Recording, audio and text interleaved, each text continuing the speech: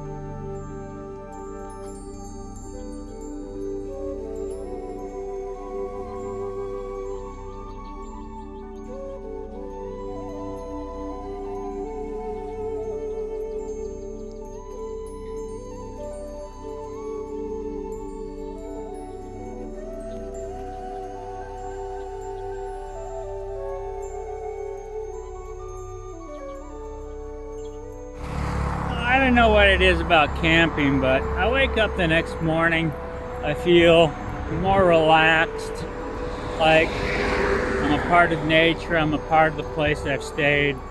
Your comfort level seems to get a little bit more comfortable with the country because you're safe enough, you can sleep and camp.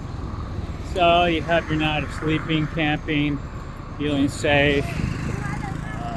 get a good night's sleep, feel completely rested in the morning. You get up earlier, get up with the sun, start moving around. It's now about 8 o'clock and I'm on the road instead of now usually just getting up at 8 o'clock in a hostel, starting to move around, deal with people, deal with stuff, and get on the road much later. So it's one of the main reasons I really like camping.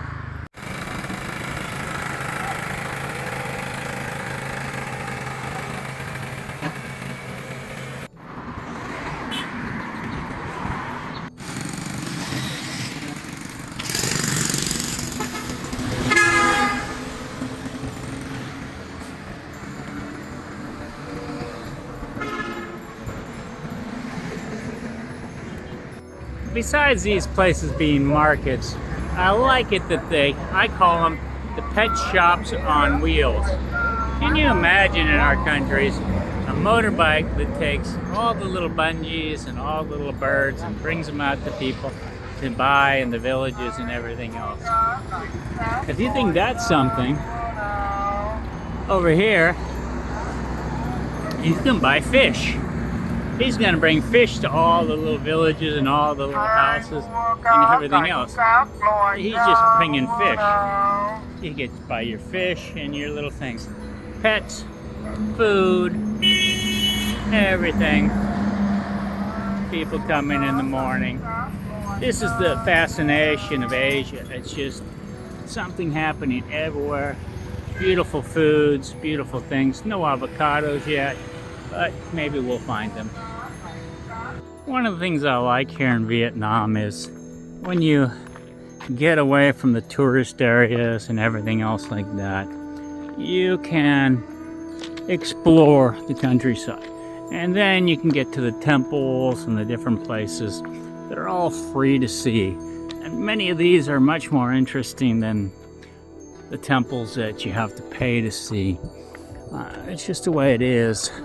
I mean, the thing is, they take advantage in a tourist area that you want to see the temples, you want to see the stuff, and the only way you're going to do that is to pay. And that's just what it is.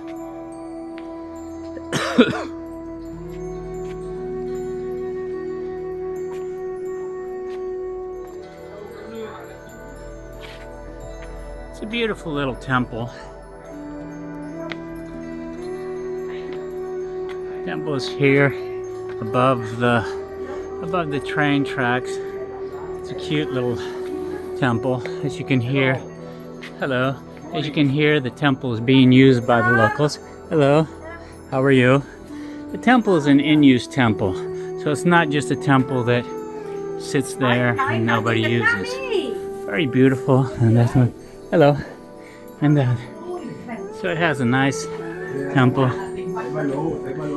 Again, they're cleaning it up. It's been after Tet, so now it's time to clean the temple and get it ready again.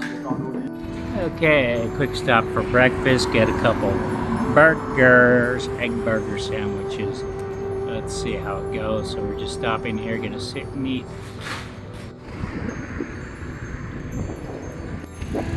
Alright, we're leaving the highway now.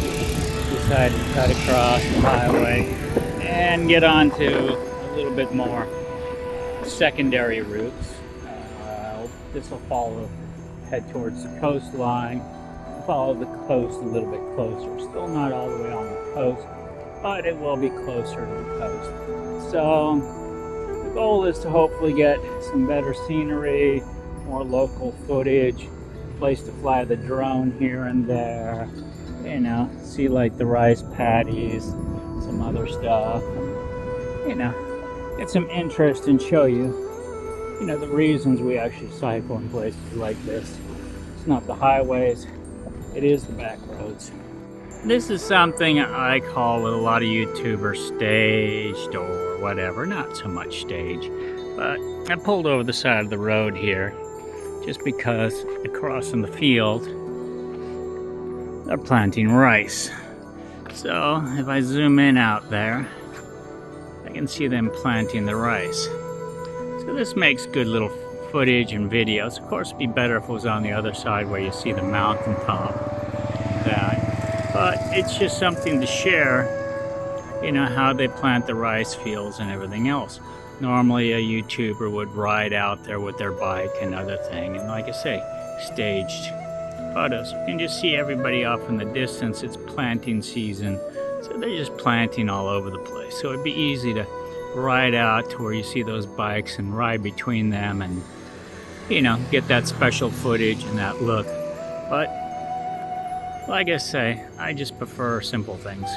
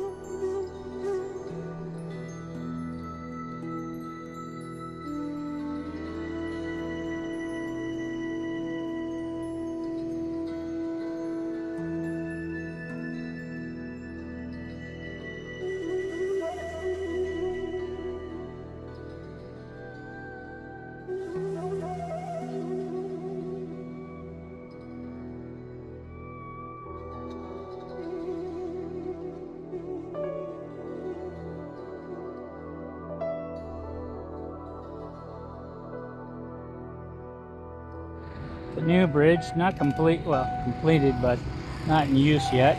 I'm going to bypass and reopen this area. This area, it's got all the boats, all the fishing boats, everything else. Their normal Vietnamese fishing area. So it looks like they want to take this bridge away because it's a little bit low and it doesn't give you the ability for the bigger boats to come through and go farther up. So that's why they built the new bridge. Also bring more traffic through the area, keep the local stuff local. One of the big misconceptions people have about cycling is when you get on these back roads, you're much slower. No, the thing is, yeah, you got more things to see, more interesting stuff, so you might stop more often. But the speed that you would travel is exactly the same as a main highway. The difference is these have a tendency to loop in and out a little bit more. Don't go directly straight.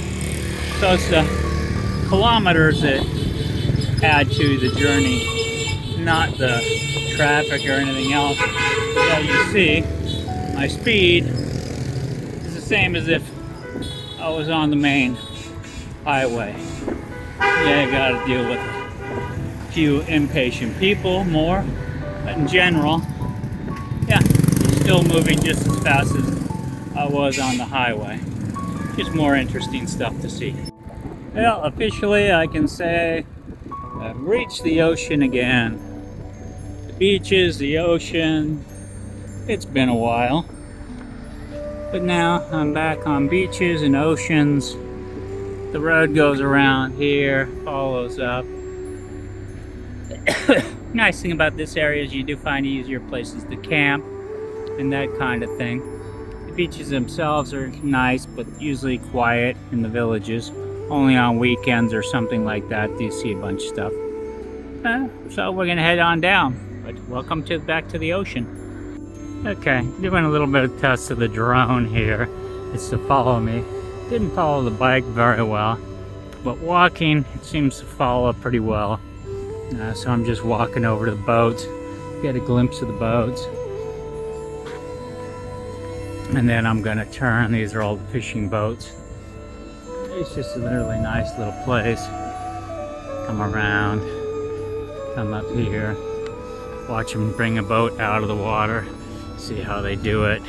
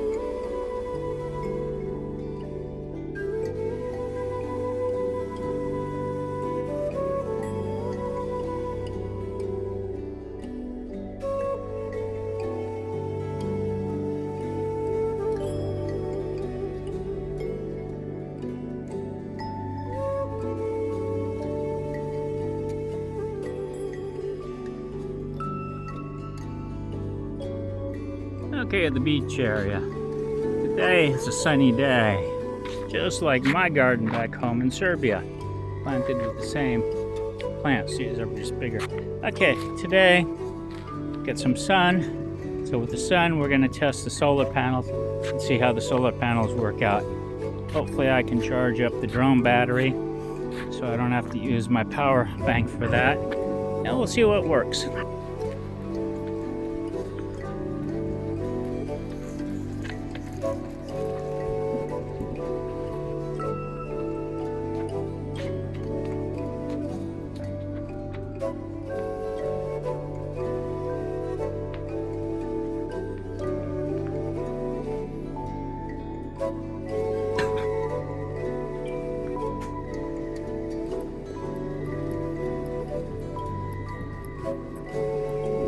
Alright, just finished all the shrimp farms and fish farms and all that stuff along the coast.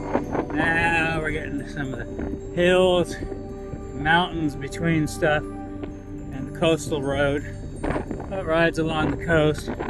Here you gotta be a little careful when it comes to nighttime as far as places to pull off and camp. As you see, there's nothing really around here.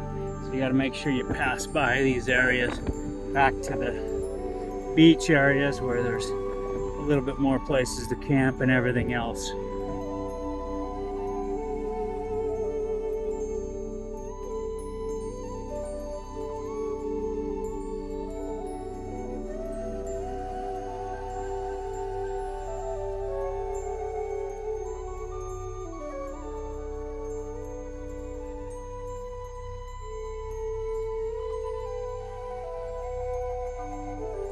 Thanks for watching. Please subscribe.